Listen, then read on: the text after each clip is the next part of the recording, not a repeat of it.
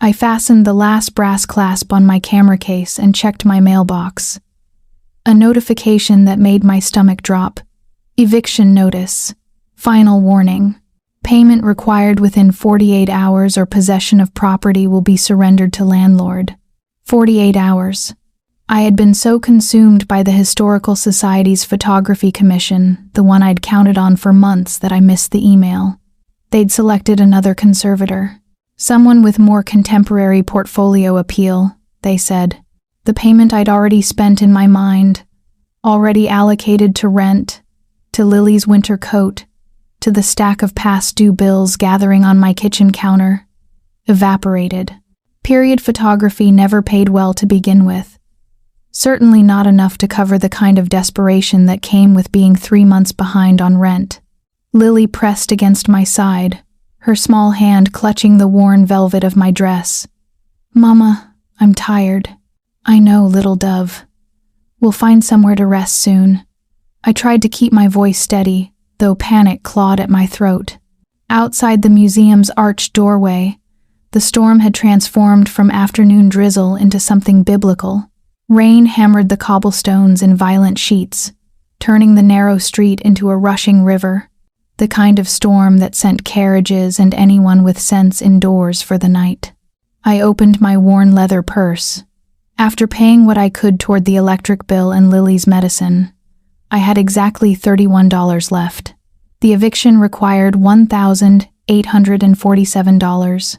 The next commission, if I could even secure one, was weeks away. Maybe longer, given how the Historical Preservation Board dragged their feet on approvals. Lily leaned heavily against my leg, rain already soaking through her thin stockings, her blonde curls plastered to her forehead. She'd sat silently for hours in the museum's cold storage room while I catalogued and photographed their Civil War daguerreotypes, never complaining, clutching the small wooden doll I'd carved for her birthday. She was always patient, too patient for a 5-year-old who should have been home by now, tucked into bed with hot milk and a story, not shivering in a deserted museum lobby at 9:30 on a Wednesday night. "Let's find somewhere dry," I said, forcing certainty into my tone. "The storm will pass." But even as I spoke, I glanced at the museum's barometer in the entrance hall. The needle pointed firmly to stormy. This weather would last hours. The cold cut through my wool shawl like it was nothing. I lifted Lily into my arms, her small fingers ice cold as she wrapped them around my neck. Across the cobblestone square, I spotted a cafe I'd never dared enter, the kind of establishment with gaslight chandeliers, burgundy velvet curtains, and patrons in tailored evening wear who pretended the struggles of the world beyond those walls simply didn't exist. The brass nameplate read, "The Blackthorn and Iron." I never stepped into places like that, but Lily's teeth were chattering, and I needed somewhere, anywhere to think. To call the landlord, to beg for an extension I knew wouldn't come.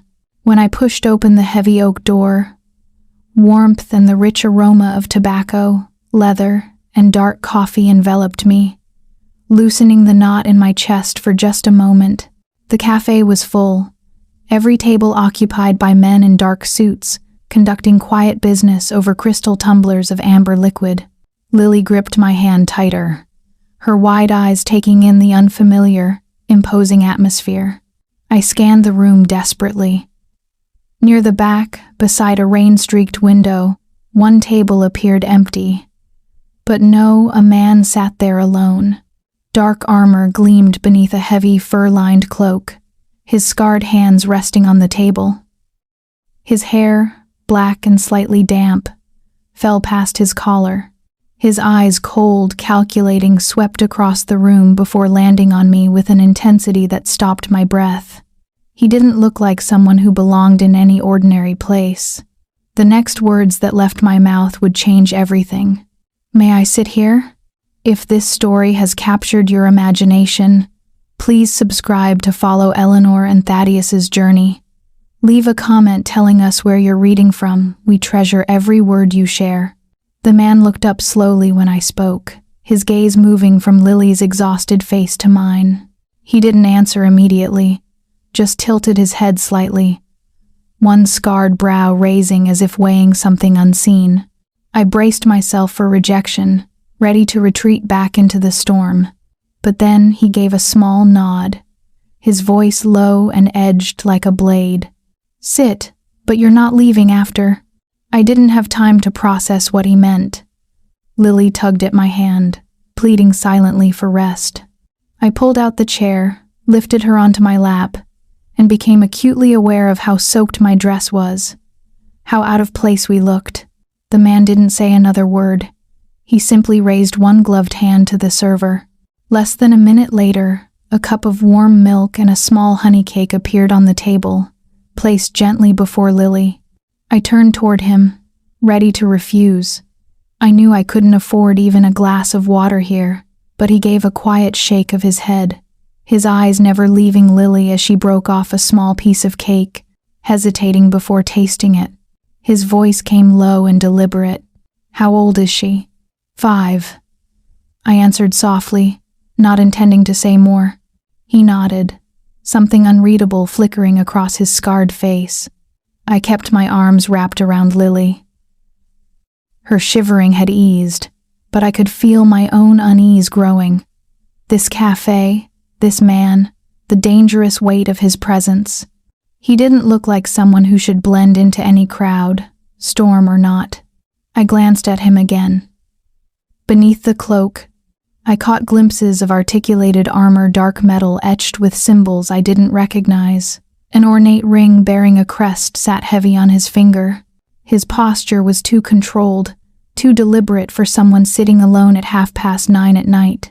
He wasn't trying to seem approachable, yet there was something magnetically disciplined about him, as if the entire room unconsciously oriented itself around his presence, like iron filings to a lodestone. He took a measured sip from a small cup of black coffee, then studied me once more. "What do you do?" I hesitated, then replied, "Photography, historical preservation. I document antiquities, daguerreotypes, estate archives." My voice sounded hollow, as though even I no longer believed my work held value. He nodded, unsurprised. Then he leaned forward, his forearm resting on the table, eyes fixed on me with unsettling focus. "How much do you need?" I froze. I hadn't come here to beg. All I wanted was a dry corner for my daughter to rest. "I know," he said calmly, his voice cutting through my silence. "I'm not offering charity. I'm asking because I need a photographer this week." My eyes widened, but he continued before I could speak. "There's a private ritual, ancient, invitation only. It requires documentation by someone who understands the weight of history, who can capture what most would overlook." His gaze never wavered. "The payment is $3,000, half up front." The air left my lungs. "But," he added, his voice dropping to something darker, "if you accept, you and your daughter will stay at my estate until the work is complete. No exceptions, no leaving halfway through." Lily stirred in my arms, her small hand clutching my sleeve. I looked into his eyes, cold, scarred, absolutely certain, and realized I was standing at a precipice. Behind me, eviction, hunger, the endless scramble to survive. Before me, a stranger whose very presence felt like standing too close to a fire. "What kind of ritual?" I managed to ask. His lips curved into something that wasn't quite a smile. "The kind you'll need to see to believe, miss. Rosewood, Eleanor Rosewood, Thaddeus Kane." He extended one gloved hand across the table. I stared at it for a heartbeat too long. Then I shook it, and sealed both our fates. I didn't have time to process what he meant. Lily tugged at my hand, pleading silently for rest. I pulled out the chair, lifted her onto my lap, and became acutely aware of how soaked my dress was, how out of place we looked. The man didn't say another word. He simply raised one gloved hand to the server. Less than a minute later, a cup of warm milk and a small honey cake appeared on the table, placed gently before Lily. I turned toward him, ready to refuse. I knew I couldn't afford even a glass of water here, but he gave a quiet shake of his head, his eyes never leaving Lily as she broke off a small piece of cake, hesitating before tasting it. His voice came low and deliberate. "How old is she?" "5," I answered softly. He nodded, something unreadable flickering across his scarred face. Then he leaned forward, his forearm resting on the table, eyes fixed on me with unsettling focus. "How much do you need?" I froze. I hadn't come here to beg. "I know," he said calmly. "I'm not offering charity. I'm asking because I need a photographer this week. There's a private ritual, ancient, invitation only. It requires documentation by someone who understands the weight of history." His gaze never wavered. "The payment is $3,000, half up front." The air left my lungs. "But if you accept, you and your daughter will stay at my estate until the work is complete. No exceptions, no leaving halfway through." I looked into his eyes, cold, scarred, absolutely certain, and realized I was standing at a precipice. Behind me, eviction, hunger, the endless scramble. Before me, a stranger whose very presence felt like standing too close to a fire. "I accept," I whispered. His lips curved into something that wasn't quite a smile. "Thaddeus Kane." He extended one gloved hand. "Eleanor Rosewood." I shook it, and sealed both our fates. The carriage that arrived 30 minutes later wasn't a carriage at all, but a sleek black automobile that looked like it belonged to royalty. A man emerged tall, silent, his expression carved from granite. He wore dark, tactical clothing beneath a long coat and moved with the precision of someone trained for violence. "Marcus," Thaddeus said simply. "He'll see you safely to the estate." Lily had fallen asleep against my shoulder. I climbed into the vehicle, cradling her, as Marcus closed the door with barely a sound. We drove through rain-slicked streets, leaving the city behind, winding into countryside I didn't recognize. Ancient trees lined the road like sentinels, their branches forming a canopy that blocked out the storm. When the estate emerged from the darkness, my breath caught. It wasn't a house, it was a fortress. Stone walls rose 3 stories high, illuminated by torches that burned despite the rain. Iron gates swung open as we approached, groaning like something waking from a long sleep. Marcus opened my door. I stepped out, holding Lily close, and nearly collided with a man waiting at the entrance. He was older than Thaddeus, perhaps 50, with silver threading through his dark hair and eyes that assessed me like I was an intruder.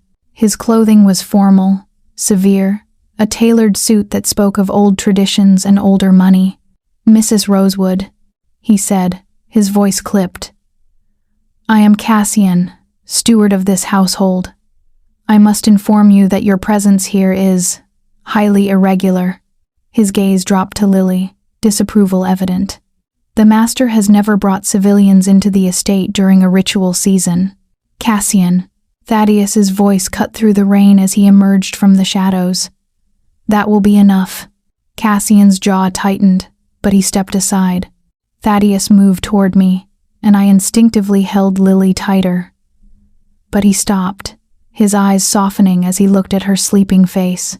For just a moment, the dangerous edge vanished, replaced by something almost gentle. "She'll need a proper bed," he said quietly. "Marcus, prepare the East Wing nursery, the one with the fireplace." Cassian inhaled sharply. "My lord, that room hasn't been used in—" "Then it's time it was." Thaddeus's tone left no room for argument. He looked back at me, and that flicker of tenderness remained. "Welcome to Thornfield, Eleanor. You're safe here." I didn't know if I believed him, but as thunder rolled overhead and Lily stirred in my arms, I realized I had no choice but to try. The East Wing nursery was like something from a forgotten dream. Vaulted ceilings stretched overhead, painted with celestial murals that caught the firelight. A canopied bed stood against one wall, draped in soft linens that looked untouched for years. Toys carved from dark wood lined the shelves: horses, dragons, knights, each one crafted with meticulous care. "This room," I whispered to Marcus as he set down our bags. "Whose was it?" His expression remained unreadable. "It has been empty for many years, Miss Rosewood." He left before I could ask more. I tucked Lily into the enormous bed, her small body nearly swallowed by the mattress. She barely stirred, exhausted beyond measure. I kissed her forehead and retreated to the adjoining chamber Thaddeus had designated as my workspace. The room was a photographer's paradise. North-facing windows, despite the late hour, tables large enough to spread equipment, and against the far wall, archives leather-bound volumes, artifacts sealed in glass cases, ceremonial masks that seemed to watch me with hollow eyes. I unpacked my cameras with trembling hands. Whatever ritual Thaddeus needed documented, it was clearly more than a simple society gathering. The artifacts spoke of something ancient, something that predated modern understanding.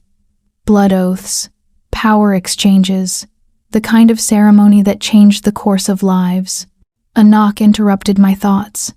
"Enter," I called, expecting Marcus or perhaps a servant. Instead, Cassian stepped through, his expression even more severe than before. "The master requests that you review these texts before the ritual." He placed a heavy tome on the table. "You must understand what you're witnessing to capture it properly." I opened the book. The pages were illuminated manuscripts, depicting robed figures around stone altars, symbols I didn't recognize, words and languages that felt older than Latin. "What exactly is this ritual?" I asked. Cassian's eyes narrowed. "A right of dominion. The Alpha must renew his covenant every 7 years, or his authority becomes vulnerable." He leaned closer. "Mrs. Rosewood, I must speak plainly. Your presence here endangers more than you understand. Lord Valerius, the master's rival, already knows of your arrival." My blood went cold. "How?" "Valerius has eyes everywhere, and he will see your daughter as exactly what she is, a weakness to exploit." Before I could respond, a servant burst through the door, breathless. "Steward Cassian, a messenger has arrived, from House Valerius." Cassian's face darkened. "Show me." I followed them to the entrance hall, where Marcus held a black envelope sealed with crimson wax. Cassian broke the seal, read the contents, and his expression turned to stone. "What does it say?" Thaddeus's voice echoed from the staircase.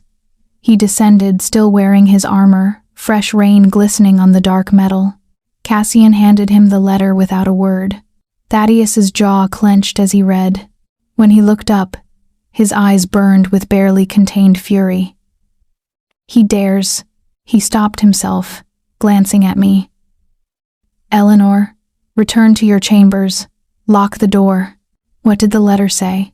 His expression softened slightly, though the anger remained. "Nothing you need to concern yourself with tonight."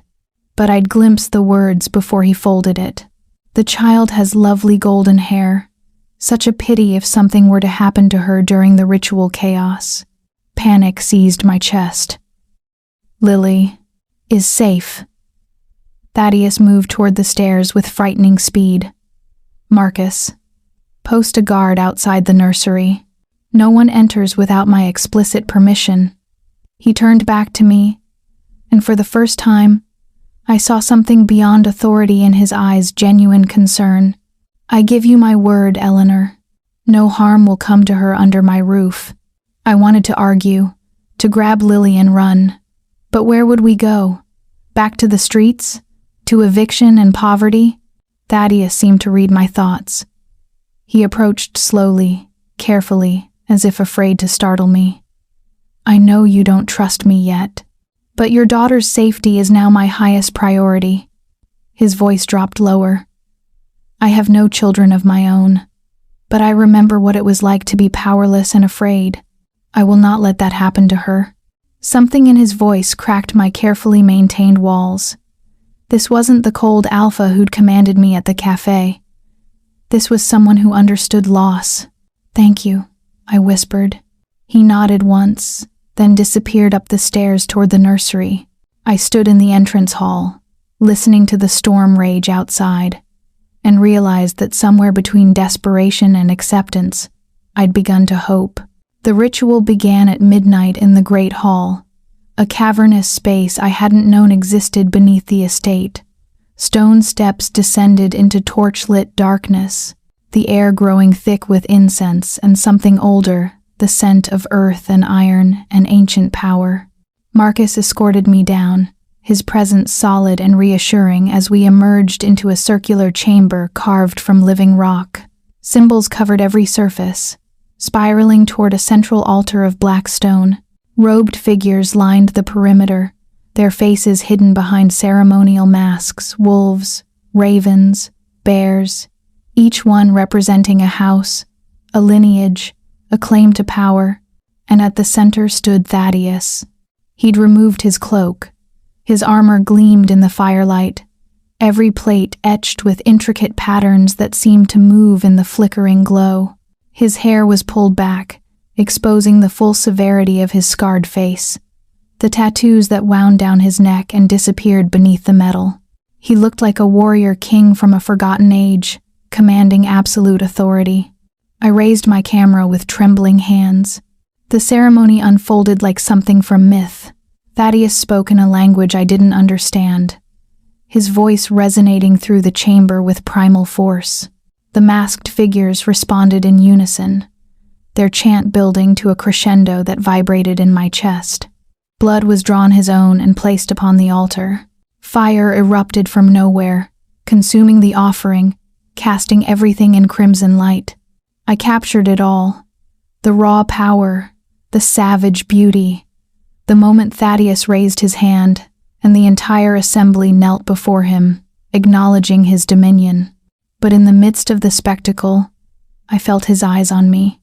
I lowered my camera and found him watching, not with the cold assessment from the cafe, but with something intense and searching, as if he was seeing past my camera, past my role as photographer, into something deeper.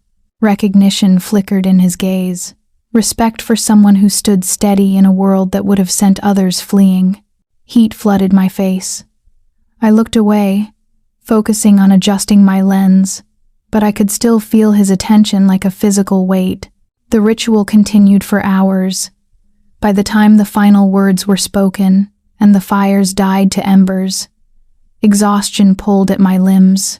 The masked figures departed through hidden passages, their presence dissolving like smoke. Thaddeus remained at the altar, breathing hard, his armor streaked with ash and blood. I approached slowly, uncertain. I captured everything. The documentation is complete. He turned, and for a moment, vulnerability flickered across his face. "You weren't afraid." "I was terrified," I admitted, "but I've learned that fear doesn't excuse poor work." Something like admiration crossed his features. "You're stronger than you believe, Eleanor." Before I could respond, Cassian's voice cut through the chamber. "My lord, we must speak privately." Thaddeus's expression hardened. "It can wait." "It cannot." Cassian's tone held warning. He glanced at me with barely concealed disapproval. "It concerns House Valerius's response to your arrangements." The air grew tense. Thaddeus nodded curtly. "Eleanor, Marcus will escort you back." But as I turned to leave, Cassian's voice followed me, pitched low enough that only I could hear. "You should leave this place while you still can, Mrs. Rosewood. The master cannot afford weakness. A soft woman and her child will only bring him ruin." His eyes held no malice, only cold pragmatism. "Valerius will exploit any opening. Your presence here has already painted a target on all of you." Fear coiled in my stomach. Then why did Thaddeus bring us here? Cassian's expression suggested I'd asked something obvious. Because he is beginning to care. And in his world, caring is the most dangerous vulnerability of all. I climbed the stairs in silence. Marcus's steady presence behind me, Cassian's words echoing with every step. The ritual had shown me Thaddeus's power absolute, undeniable, terrifying. But power, I was learning, came with a price. And somehow, Lily and I had become part of the cost he might have to pay. I woke to silence. The kind of silence that feels wrong, that raises every instinct screaming that something is missing. Lily. I threw off the covers and ran to the nursery, my heart hammering against my ribs. The canopied bed was empty, sheets pulled back, her wooden doll abandoned on the pillow. Lily! My voice cracked as I spun toward the door. The guard Marcus had posted was gone. The hallway stretched dark and empty. Panic consumed rational thought. I ran through corridors I barely recognized, calling her name, my bare feet slapping against cold stone. Servants emerged from doorways, startled, but none had seen her. Then I heard a child's cry, muffled and distant, coming from somewhere below. I flew down the main staircase, following the sound to a passage I hadn't noticed before. The door stood ajar, stone steps descending into darkness. My hands shook as I grabbed a torch from the wall and plunged downward. The passage opened into a storage cellar, and there, in the center of the room, a man in dark clothing held Lily against his chest. One hand clamped over her mouth. Her eyes were wide with terror, tears streaming down her face. "Let her go!" I lunged forward, but he pulled a blade, pressing it close enough to Lily's throat that I froze mid-step. "Quiet, Mrs. Rosewood."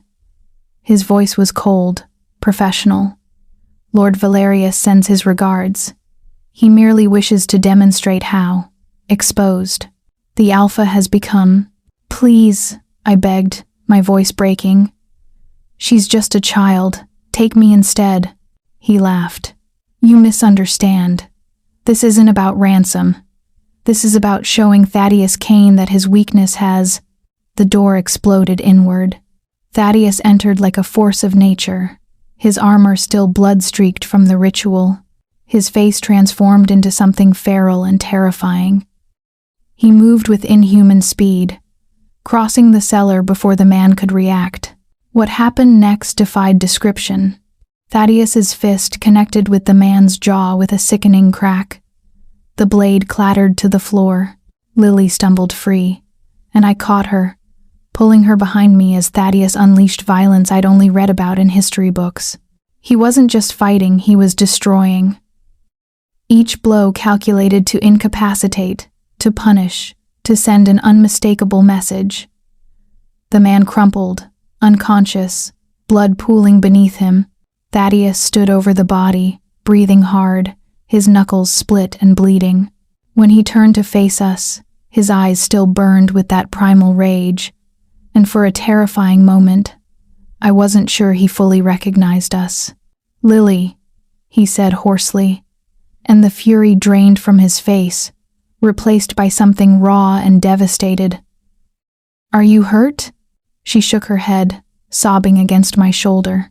He took a step forward, then stopped, staring at his bloodied hands as if seeing them for the first time. "I'm sorry. I'm so sorry you had to see." His voice broke. "This is what I am, Eleanor. This is the monster you've brought your daughter into." "You saved her," I whispered, my own voice shaking. "I endangered her by bringing you here." He turned away, his shoulders rigid. Cassian was right. I cannot afford this. I cannot afford to care.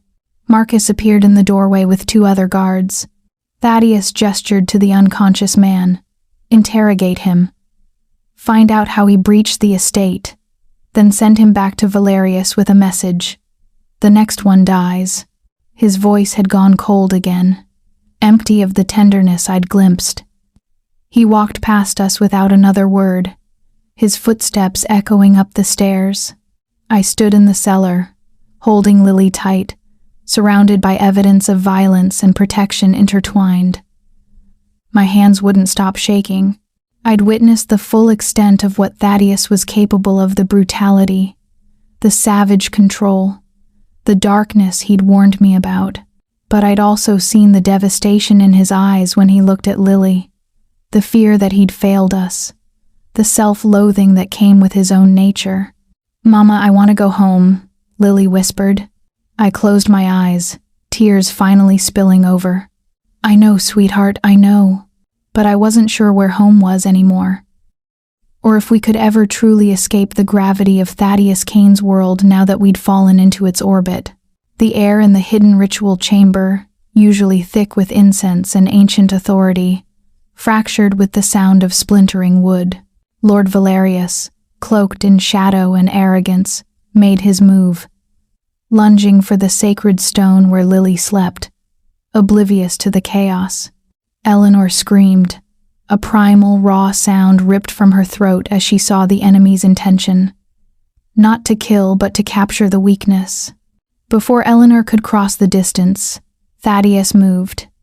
He didn't issue orders or reach for a weapon. He became a striking force. The ensuing confrontation was not a calculated political skirmish. It was a brutal, savage fight between two apex predators. Thaddeus, fully armored, roared, the sound echoing off the stone walls as he met Valerius mid-chamber. The clash of metal on metal, the heavy thud of bodies against stone, was deafening. Thaddeus fought with a terrifying fury, his movements precise yet fueled by a desperate, protective instinct Eleanor had never witnessed. He wasn't defending his title, he was defending his heart, choosing to fight violently to protect what he had just allowed himself to hold. He broke every rule of alpha detachment, throwing his full weight into a personal war. Valerius, cunning but weaker, was quickly cornered. Thaddeus delivered a final, devastating blow, and the rival fell, inert, against the altar. The silence that followed was absolute, broken only by Thaddeus's ragged breathing. He stood over the defeated enemy, his scarred face twisted, a horrifying portrait of protective rage. He did not look triumphant, only spent. Thaddeus turned, his eyes searching frantically until they locked onto Lily. He crossed the room in 3 strides, scooping the child into his arms. Lily stirred but remained asleep, unaware of the blood spilled for her safety. Eleanor ran to them, but stopped, her breath catching. The thick, dark armor that had always seemed impervious now had a fissure, a long, crimson stain spreading across the plate above his collarbone. He was bleeding. He was hurt. The protective wall Eleanor had maintained for years, the one built on the belief that men with power always failed those they swore to protect, shattered completely. She reached out, not to flee the danger, but to touch the proof of his sacrifice. "Thaddeus," she whispered, her voice thick with confession. She didn't have words for what she felt, only a truth too heavy to bear alone. She launched herself forward, not caring about the blood or the enemy on the floor, embracing the heavy, trembling armor. She clung to him, pressing her cheek against the cold metal, a silent confession of her ultimate, terrified trust in his costly protection. After the physician finished bandaging the wound on Thaddeus's shoulder, a mere flesh tear compared to the ruin left of Valerius the Alpha, sought out Cassian. He found his second-in-command waiting in the strategy room, a flicker of dark, calculating anticipation in his eyes. The reckoning was quiet, yet utterly final. Thaddeus dismissed Cassian, his voice a low, cold current, stating that any man who saw a child as a necessary weakness had no place in his new order. Lord Valerius was formally banished from the domain, his lands and influence stripped, making the political statement clear. The old ways of exploiting vulnerability were over. Thaddeus had chosen a path defined by protection, and anyone who challenged that would fall. It was hours later, long after Lily had been settled back into her nursery, that Thaddeus came to Eleanor. He didn't wear the armor. For the first time, he stood before her in only simple, dark clothes, revealing the maze of scars that covered his chest and arms, the true history of the Alpha. She saw not the warlord, but the man who bled. He sat beside her, not speaking, simply offering his raw vulnerability. "I won't promise you a simple life," he said, his voice husky. "My world is stone and shadow. But I made a choice in that room, Eleanor. I chose you and Lily. I broke my own rules to save her." He took her hand, his thumb tracing the delicate pulse point. "I swear this to you now. I will always be your shield. Never doubt that. That choice is non-negotiable." Eleanor looked into his fierce, honest eyes. She saw the truth of his power, not as a source of corruption, but as a boundless capacity for protection. She accepted the danger, the scars, and the authority because she accepted him. She no longer feared the price, because she understood the value of the man. "Then I choose to stay," she whispered, her independence yielding not to demand, but to unwavering commitment. Within the week, the largest of the estate's empty wings, filled with light and northern exposure, was designated for her work. Eleanor established her permanent studio and archive, a bright space dedicated to preserving the past, yet firmly rooted in a fiercely protected future. She unpacked her vintage cameras and tools, setting up her own world within his fortress. As she worked, Thaddeus stood in the doorway, watching her, his presence a silent, immovable anchor. They had committed to a shared life, not with grand promises, but with the quiet, unshakable victory of two broken people choosing to build a home, symbolizing the triumph of chosen trust over inherited fear. The Alpha boss, once destined for solitude, finally found his purpose, to be the shield for the woman who saw his humanity and the silent protector of the child who taught him how to love. This story is a reminder that no matter how complicated life becomes, love and trust remain the compass that guides us toward true happiness. If this story touched your heart, don't forget to subscribe to our channel so you won't miss our daily heartwarming videos. Please like and share to spread these emotions to others. And we'd love to hear from you. Did this story resonate with your life? Did it feel real? Share your thoughts in the comments. We truly want to listen from the deepest part of your hearts. Thank you for being with us through this journey. Wishing everyone watching good health, joy, and peace every day. Goodbye, and see you in the next video where we continue exploring more touching, inspiring, and deeply human stories.